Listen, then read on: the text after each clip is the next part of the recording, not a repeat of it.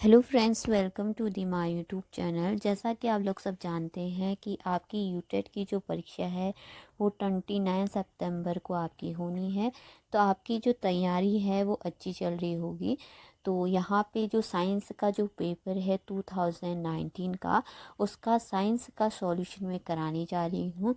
अगर मैथ्स वाले पार्ट की बात करें तो मैथ्स वाला पार्ट का जो सॉल्यूशन है वो पहले ही डाला गया है। अगर उससे भी देखना चाहें तो आप देख सकते हैं। तो साइंस के जो पहले के पेपर हैं जैसे 2022 का है, 2021 का है, वो पेपर भी का सॉल्यूशन भी मैंने डाला हुआ है। साइंस के कुछ अलग टॉपिक वाइज पढ़ना चाहते हैं तो वो भी मैंने डाले हुए हैं, वो भी आप देख सकते हैं।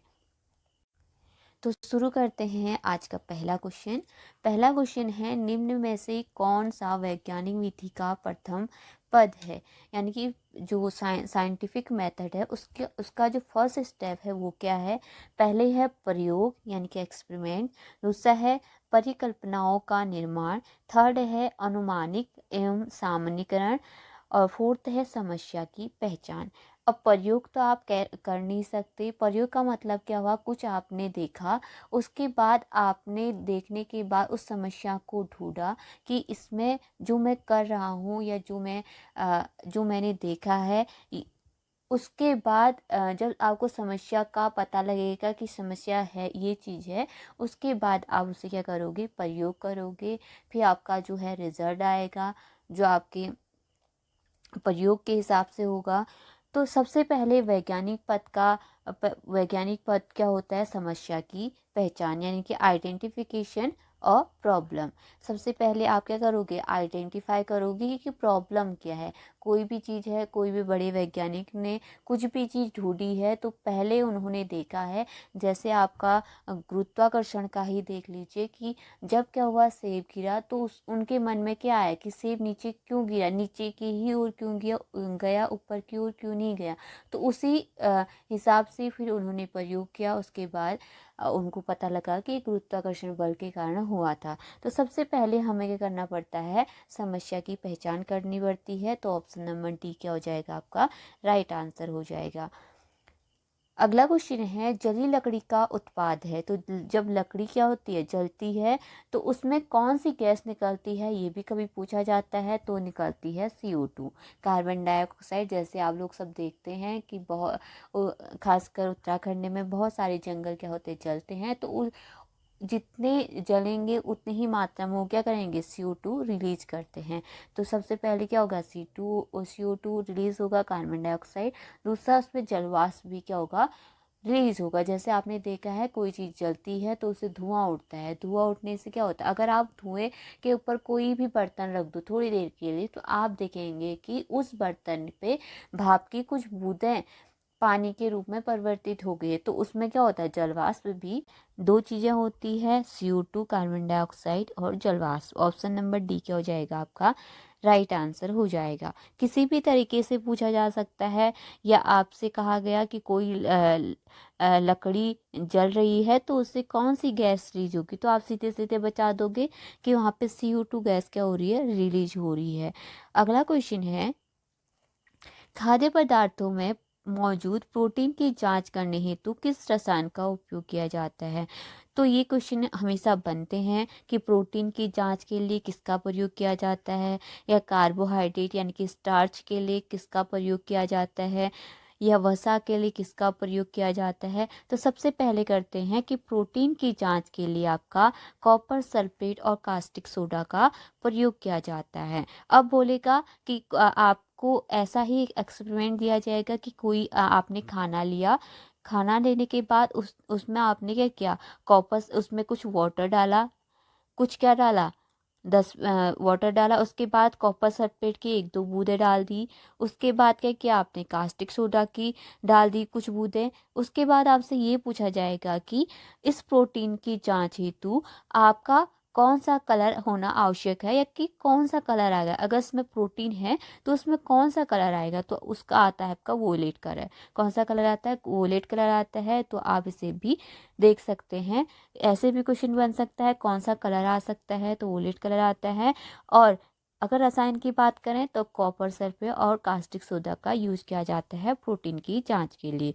अगर बात करें कार्बोहाइड्रेट या स्टार्च की, कार्बोहाइड्रेट का पार्ट ही क्या होता है, स्टार्च होता है। स्टार्च होता है कार्बोहाइड्रेट का पार्ट।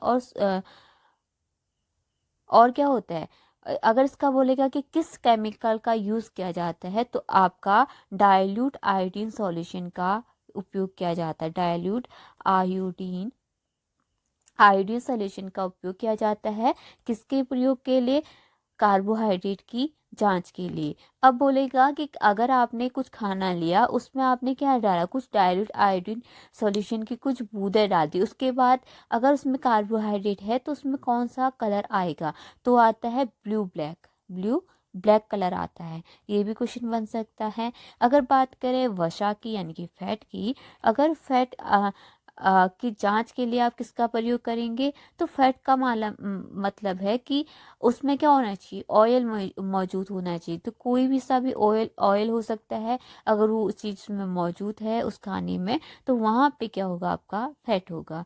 अगला क्वेश्चन है आपका, निम्नलिखित में से कौन सा पेट्रोलियम का उत्पाद नहीं है। ये सारे जो क्वेश्चन है एनसीईआरटी से ही लिए गए हैं, तो आप एक बार 6th 7th 8th की एनसीईआरटी जरूर से देख लें। तो कौन सा उत्पाद पेट्रोलियम का उत्पाद नहीं है। फर्स्ट ऑप्शन है सीएनजी, सेकंड ऑप्शन है पैराफिन मोम, थर्ड है बिटुमेन, फोर्थ है केरोसिन तेल। तो पेट्रोलियम का उत्पाद कौन सा नहीं है, सीएनजी नहीं है। ऑप्शन नंबर 1 क्या हो जाएगा आपका राइट आंसर हो जाएगा। बाकी क्या है आपके पेट्रोलियम के उत्पाद हैं। ठीक है, अगला क्वेश्चन है, श्वास लेने के लिए समुद्री गोताखोर निम्न में से कौन सा गैस का मिश्रण उपयोग में लाते हैं, तो कौन सा गैस लेते हैं, वो लेते। अगला क्वेश्चन है, निम्न में से कौन सा प्रदूषक श्वास तंत्र से जुड़ी बीमारियों का प्रमुख कारण है। फर्स्ट है वाष्पशील कार्बनिक यौगिक, सेकंड है विलंबित सूक्ष्म कण, थर्ड है नाइट्रोजन ऑक्साइड, फोर्थ है कार्बन मोनोऑक्साइड। तो यहाँ पे आपका रेस्पिरेटरी डिजीज से जुड़ा यहाँ पे क्वेश्चन बना है कि जो आपका रेस्पिरेशन है यानी कि आपका श्वसन है, वो किस कारण से आपकी श्वसन तंत्र की बीमारी होती है, तो वो होती है विलंबित सूक्ष्म कण के कारण। जो आपके धूल के कण होते हैं वायुमंडल में, उनके कारण क्या होता है, आपका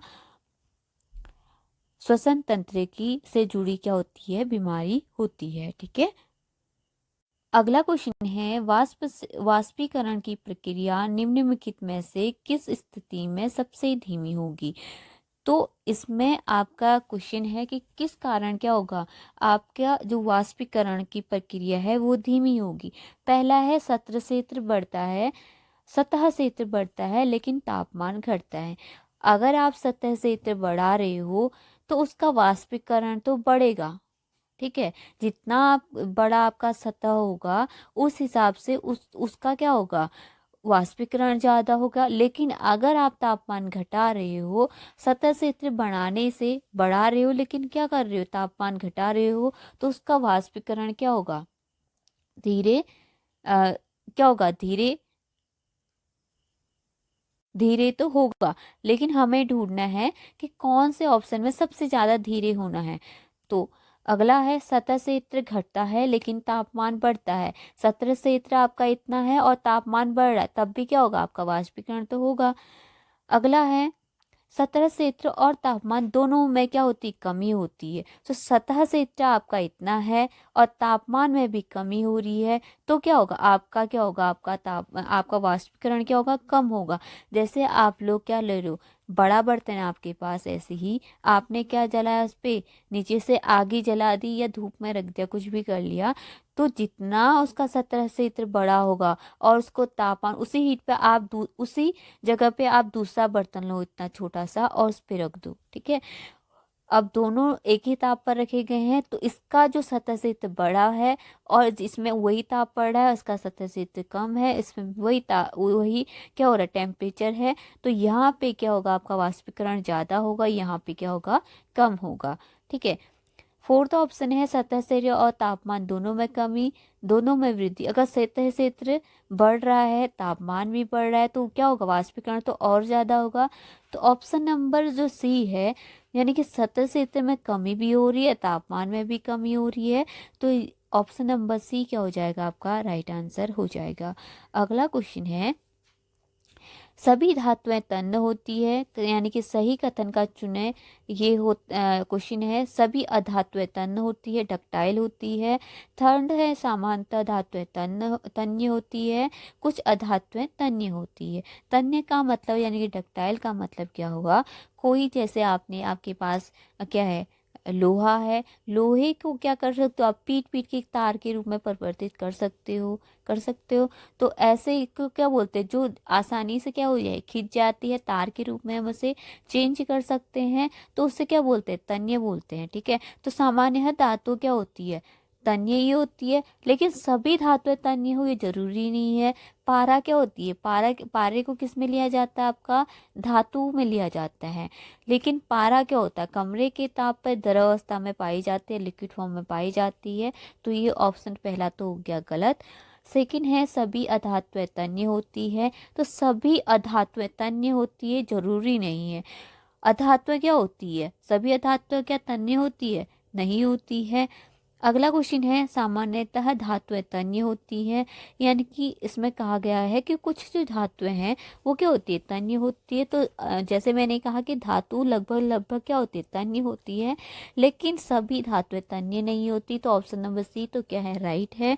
अगला क्वेश्चन है, कुछ अधातुएं तन्य होती है, तो ऑप्शन नंबर डी क्या है, कुछ अधातुएं क्या है, तन्य होती है। यानी कि जैसे आपका रबर है, प्लास्टिक है, वो किस में आते हैं, अधातु में आते हैं। अगर आप इसको भी खींचोगे तो खींच जाती है, तो कुछ अधातुएं भी तन्य होती है। ऑप्शन नंबर कौन सा, तो अगर हम ऑप्शन नंबर सी की बात करें, तो ऑप्शन नंबर सी में जैसे हम देखेंगे कि कथन थर्ड सत्य, थर्ड तो पूरी तरीके से सत्य है। क्यों, क्योंकि कुछ धातुएं सामान्यतः क्या होती है, तन्य होती है, लेकिन कुछ धातु क्या होती है, आपकी तन्य नहीं होती है, जैसे पारा है। तो ऑप्शन नंबर सी क्या हो जाएगा, आपका राइट आंसर हो जाएगा।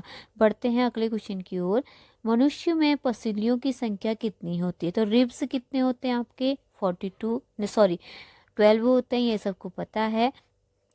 अगला क्वेश्चन है, प्रथम कृत्रिम जीन किसके द्वारा संश्लेषित किया गया, तो किया गया आपका मेंडल के द्वारा, ऑप्शन नंबर ए। अगला क्वेश्चन है, कवकों में संचित खाद्य पदार्थ होता है, यानी कि क्या होता है खाद्य पदार्थ आपका कवकों में, ग्लाइकोजन। ओके। अगला क्वेश्चन है, निम्नलिखित में से कौन मुक्त जीवित नाइट्रोजन फिक्सिंग बैक्टीरिया है, तो एजोबैक्टर क्या है आपका, जीवित नाइट्रोजन फिक्सिंग बैक्टीरिया है। ठीक है। अगला क्वेश्चन है, लीची का खाने योग्य भाग है, तो लीची के खाने योग्य भाग को क्या कहते हैं, एरिल कहते हैं। Option number D is right answer. अगला क्वेश्चन, आपके शरीर में आपातकालीन ग्रंथि कौन सी है, एड्रीनल ग्रंथि। Option number C is right answer. अगला क्वेश्चन है, अगर अगर प्राप्त किया जाता है, तो अगर अगर किससे प्राप्त किया जाता है, आपका लाल शैवाल से। तो लाल शैवाल से क्या प्राप्त होता है, अगर अगर। अगला क्वेश्चन है, क्लोरोफिल में शामिल होता है, तो क्लोरोफिल में क्या शामिल होता है, आपका मैग्नीशियम। पिछली बार भी क्वेश्चन पूछा गया था। अगला क्वेश्चन है, गूथे आटे की किसी लोई पेड़ को बेलकर समतल चपाती का रूप दिया गया है, उस बल का नाम बताए जिसको लगाने से लोई की आकृति को बदला गया। तो कौन सा फोर्स लगाया आपने, जब आप लोई बनाते हो तो कौन सा फोर्स लगाते हो, उसमें कौन सा लगाते हो, आपका पेशी बल, यानी कि मस्कुलर फोर्स आप क्या करते हो, लगाते हो। अगला क्वेश्चन है, हम किसी अदीप्त वस्तु को देख सकते हैं जब प्रकाश क्या होता है, पहला ऑप्शन है उससे उत्सर्जित होकर आंखों तक पहुंचता है, सेकंड है उससे हमारी आंखों की ओर प्रावर्तित होता है, अगला है उससे पूर्णतः आर पार गमन हो जाता है, अगला है उसके द्वारा पूर्णतः अवशोषित हो जाता है। तो कब जो अदीप्त वस्तु है कब देख सकते हैं, जब प्रकाश क्या होता है उससे हमारी आंखों की ओर क्या होता है, प्रावर्तित होता है। अगला क्वेश्चन है, भूकंप मुख्य प्रघाती तरंगों से पहले किस प्रकार की ध्वनि उत्पन्न होती है? तो जैसे भूकंप आता है तो कोई आवाज़ तो आती नहीं है, तो उसको क्या बोलेंगे? जिसमें आवाज़ नहीं आती उसको क्या बोलेंगे? अश्रव्य ध्वनि। ठीक है, जिसमें आवाज़ आएगी उसको क्या बोलेंगे? प्राश्रव्य ध्वनि। और जिसको हम नॉर्मली सुन सकते हैं उसको क्या बोलेंगे? श्रव्य ध्वनि। तो भूकंप में क्या होती है? अश्रव्य ध्वनि होती है। अगला क्वेश्चन है, ध्वनि की प्रबलता का निर्धारण होता है। तो ध्वनि की जो प्रबलता है उसको उसको किस पे निर्भर करता है? तो करता है आयाम पे, यानी कि एम्पलीट्यूड पे करता है आपका ध्वनि की प्रबलता।